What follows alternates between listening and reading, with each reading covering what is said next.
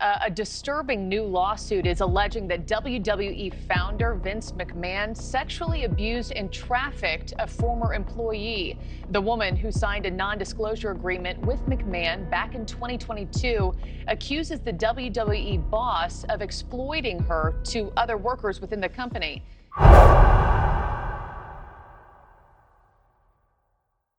We're going against the WWE, a multi-billion-dollar corporation who turned a blind eye to what was happening there, to Janel. Also, Vince McMahon, a multi-billionaire, and John Laurinaitis, who's a powerful person in his own right. John Laurinaitis, WWE's former head of talent relations and a fellow defendant in the lawsuit filed by ex-WWE employee Janel Grant, has bizarrely claimed that he is also a victim of all these allegations, as he was recruited, according to him, by Vince McMahon to have sex with Janel Grant. Now, one way to gauge someone's character is to see what people have said about him or her throughout the years. And in the case of John Laurinaitis, the comments haven't been too kind.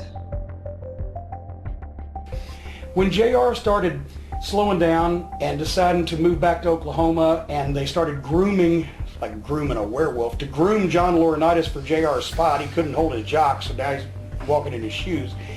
Laurinaitis didn't know what the fuck he was doing. And I'm sorry, John, you know you're a complete fucking idiot, and you're a liar. You know, he would, then we started, the thing is... Does anyone like him? No, not in the world. No, I haven't met anyone. His own mother slapped the stork that delivered him. Former WWE wrestler Charlie Haas tells a story of how John Laurinaitis fired him and his wife the day they got back from their honeymoon. Johnny, dude, the day we got back, I'm in the shower. We just got back from Antigua. Johnny and Jackie's like, Charlie, you gotta get out of the shower. Johnny's gonna call us back in 10 minutes. I said, what? I said, I gotta let you both go. I go, Johnny, we just got married. We just got back from our honeymoon. He goes, for better or for worse, right, guys? I was like, yeah. Wow. Good, man. And you know what? And now, I've told him this before. I mean, I told the story even before they hired me back, But, what makes me mad is that, how do you find laughter in that? I mean, how do you find some type of, it's sick. It's sick, man. You just cut not one person's salary, but two people's salary after they just got married, and you for better for worse. I mean, when it just, I don't know. Former WWE Tag Team Champions, the Dudley Boyz, didn't hold back with regards to how they felt about John Laurinaitis and how he apparently stabbed them in the back during contract negotiations. Because we had nothing creative for us. Yeah, they had nothing creative for us, but meanwhile, Creative had contacted us 3 weeks before One Night Stand and told us what our next 6-month angle was. We know the exact person who stabbed us in the back up there. We know exactly who he is. We know exactly how he went about it, because we have people on the that knew what went down. And Vince, in his heart, knows that John fucked us. That's okay, because you know what? It's business. And karma is a bitch. He cut our balls off. We know what happened. You know what, though? If you're gonna cut my balls off, do it to my face. Don't do it over the phone at 9:30 at night on a Tuesday. That is a cunt with a capital C. Former WWE manager Teddy Long has also stated that Laurinaitis sometimes used his power to get a little bit more than what he was supposed to. I saw him in bars and stuff, and I saw when he get to drinking a little bit how fresh he got with a lot of guys. I saw that in Hamilton, Ontario, Canada. We was there and he was in the bar, and I saw him after he was drinking, how he was flopping, all over the girls that were in the bar. He used his power to gain more than he was supposed to gain, okay? He used his power for his own self, too. Jim Ross has also sounded off in saying that John Laurinaitis deserves everything that's happening to him. I had a hard time as time went on trusting Laurinaitis. And it's sad to say, that's how it worked. And I hired him. I gave him a job when he needed it. And then I got, I don't think he treated me quite right. Again, he was wanting to show Vince he's a better manager than JR and all these things. And so now his ass is without a job, and he deserves the goddamn misery that he's living, that I perceive that he's living. and I didn't like how he treated me. Former WWE wrestler Rene Dupree spoke about the Vince McMahon allegations as well as John Laurinaitis' involvement, and came to the conclusion that it meant that he cheated on his wife, who is also the mom of the Bella twins, Nikki and Brie Bella. So, okay, so Vince was banging this like 40-year-old paralegal that he met in his fucking condominium, right? So he hires her. She doesn't even have like the credentials to be a paralegal, you know. So then he gets tired of her, gives her a position to be Johnny Ace's assistant, and apparently Johnny's having fucking sexual relations with her at the same time that his wife, who's the Bella twins' mother, is going through brain cancer. Fucking yeah.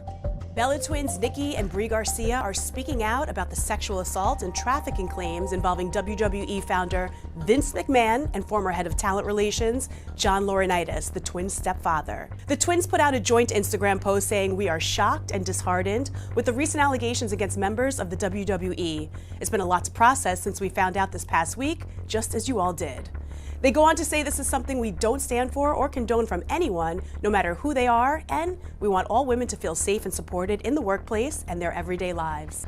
It was discovered that the Bella's mom, Kathy, had a growth at the stem of her brain, which caused facial paralysis, and they initially thought that it was Bell's palsy. But thankfully, surgery took out the growth, and she seems to be doing well today with regards to that aspect of her life. My wife is probably the strongest woman I've ever met. And with her strength, gave me strength to help support her. He is being very nice. Let me tell you, for the first 30 days after surgery, he never left my side. And I recovered as well as I did because of him. Former WWE star Dean Douglas recalls of an unfortunate incident that he experienced with John Laurinaitis at a Hooters back in the day. Johnny liked to have fun on the road. Afterwards, we went out to eat at a Hooters chicken wing place. And there's this cute little girl behind the counter, and he's flirting with her. And I'm thinking, like, dude, you live in this town, right? It's St. Peter, whatever, Clearwater. It's in Clearwater. And right in the middle of this, his wife walks in. I'm not sure they were married quite yet, or were going to be married shortly after that. But there's this confrontation that put me like in a really uncomfortable position. I'm sure that led to issues down the road. ECW legend Sabu spoke about an unfortunate telephone conversation that he had with John Laurinaitis. So I called and said, I called Johnny Laurinaitis. I called him to tell him I'm gonna be late. He starts yelling at me over the phone. I said, okay, and I hung up on him. I show up way late, and then he goes, "Terry, you're doing this and you're doing that." And I go, "I don't think so." He goes, "Why not?" I said, "My neck hurts. I'm not doing nothing." I had to draw a line. That's where I drew the line. I'm not wrestling this guy because my neck hurts.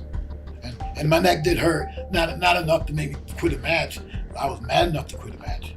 The way he was yelling at me over the phone, he's talking to me like a little kid. And I was just sort of giggling inside, saying, this guy don't know what's going to happen. Dutch Mantell has stated that Laurinaitis was basically Vince's little lapdog and that he couldn't be trusted. Now, Laurinaitis, nobody could trust him. You could tell by just talking to him. You know, because you could talk to some guys and, kind of give them just a little bit of trust. Laurinaitis, you couldn't even do that. You have to watch what you say around him, because all he's doing is going back and he's just reporting directly back to Vince. And whatever Vince's temperature on a situation is, will be his temperature. He'll just add a little more to it to make Vince feel like, well, you had it right the first time. Eric Bischoff has also responded by saying that he's not really surprised that John Laurinaitis is playing the victim card. I was not surprised, because what else is Johnny Laurinaitis going to do but try as best he can to salvage what's left of his reputation, and I think beyond even the reputational aspect of this, to protect himself financially, because he's at risk here. He's named in that lawsuit.